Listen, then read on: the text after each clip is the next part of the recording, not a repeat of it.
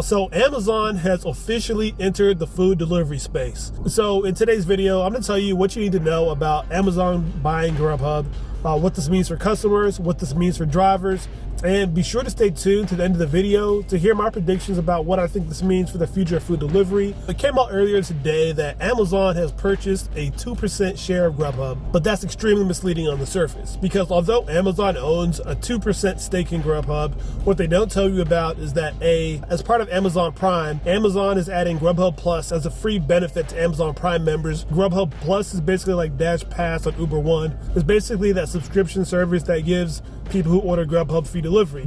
They're promoting this as part of the upcoming Prime Day, and so that means that a lot of people who already have Amazon Prime are going to get signed up for this Grubhub Plus. But here's the kicker. Here's the thing that nobody's talking about. That Amazon stake can go from 2% to 15% of Grubhub, depending on how many Amazon Prime members sign up for Grubhub Plus.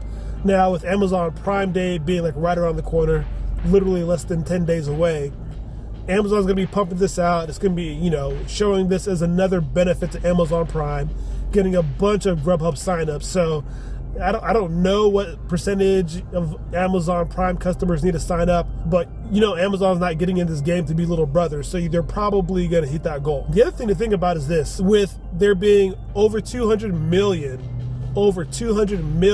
current Amazon Prime members out here, Dash Pass only has about 25 million. So just do that math, that's like an 8-to-1 ratio. How does Grubhub not automatically, just by getting maybe even just 15% of the 200 million Amazon Prime members, getting just 15% of Amazon Prime members to sign up for Grubhub Plus, they automatically have 30 million, automatically little bro DoorDash, Dash Pass, and pretty much overnight have the opportunity to become the leader in the food delivery space overnight. Once again, Grubhub going from the worst to the first, at least having the opportunity to do that overnight. Now, if you think about what does Dash Pass have that Grubhub Plus doesn't? So let's start off by talking about what I think this means for customers. So from a customer standpoint, we're basically in a recession. I think a lot of people will argue that we are or we aren't, but long story short, people's money is being receded. They're getting tighter pocketed. People are cutting back on bills, finding out, hey, I can get Grubhub Plus for free. Grubhub Plus, they deliver McDonald's, they deliver Chipotle, Panda, Chick-fil-A, Taco Bell,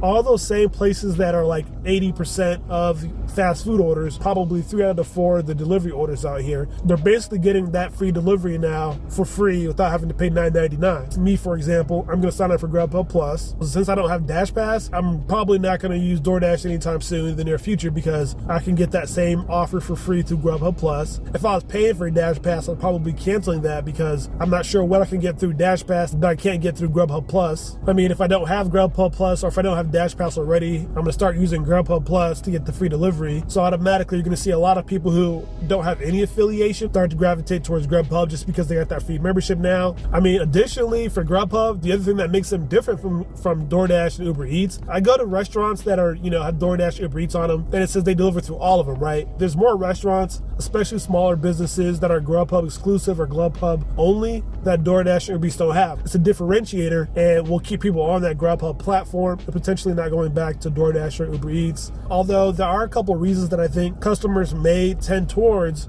DoorDash and Uber Eats, and that's kind of the delivery situation. I think Grubhub is known for having horrible logistics as far as from the time I place an order to my driver going there, having to wait for my order to be made and then delivering it to me. That turnaround time is way too long. With Grubhub not having that infrastructure, not having that a bunch of drivers because they waitlist drivers, they don't over sign up. What I think you'll see is that the Grubhub go through some growing pains because of that. So I think, from a driver perspective, the drivers that were on the wait list, you might be able to get on Grubhub pretty soon if they, blow up like I think they're about to blow up. I mean, once again, going back to that driver's perspective, if they have more subs, by default, they should be giving more orders as well. Grubhub can be kind of dead in my area. With all these new signups, I expect them to get close to having that large market share just because access, it's free. People like free, right? And especially if people are signing up now, I expect people to start to try to use that new toy that they sign up for, right? And I'd say most people don't sign up for something and then just throw it in the back pocket, right?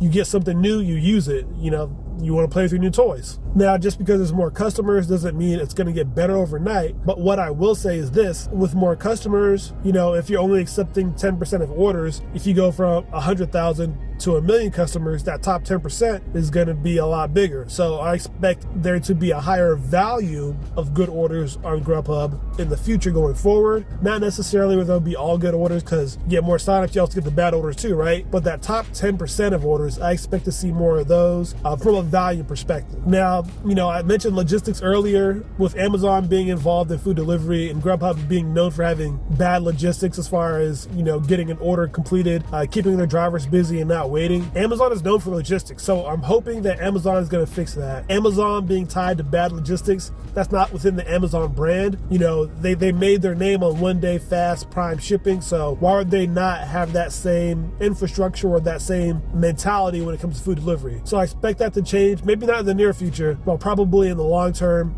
definitely sooner than later. I expect that to be one of the things that Amazon wants to make work right if they're going to have their name associated with it. But I think the biggest thing for drivers potentially having more offers on Grubhub is that Grubhub doesn't have hidden tips. Grubhub is, as far as disclosure goes, the best out there right now. I mean, if it's a $50 order, you'll see that. If it's a $30 order, you'll see that. They don't hide tips. They used to hide mileage, but now they give you mileage.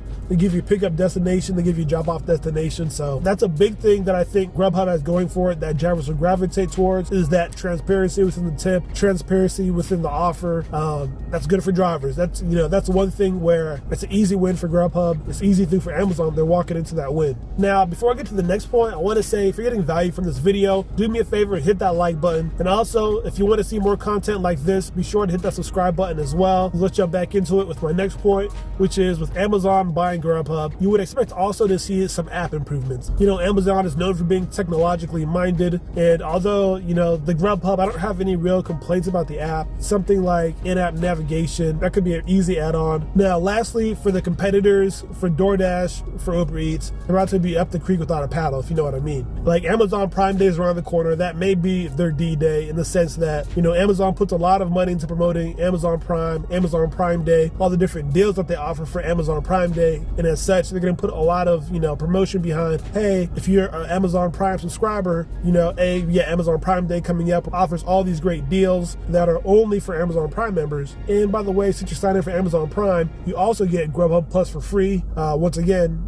if 15% of Amazon Prime members sign up, 30 million customers, already the leader in market share for food delivery. And Grubhub was the leader in market share for food delivery once upon a time, a long time ago. And then DoorDash came around, then Uber Eats came around, and DoorDash just did a better job marketing. But Grubhub with Amazon, it definitely legitimizes Grubhub to the fullest. Now, I will say that, like, in the short term, Grubhub will probably have some growing pains, like I mentioned, just because logistically, Grubhub currently sucks, and they're not going to change that overnight. They don't have enough drivers to just, onboard a ton of crap load more orders overnight. But ultimately, let me know what you think about this in the comments down below. Is Amazon buying Grubhub the end of DoorDash? Just because now, what does DoorDash really have to offer that Grubhub Plus doesn't already have to offer, and more? So let me know what you think about this in the comments below. Now, if you want to see more predictions from your boy John Dashwood Damas, then watch this playlist now.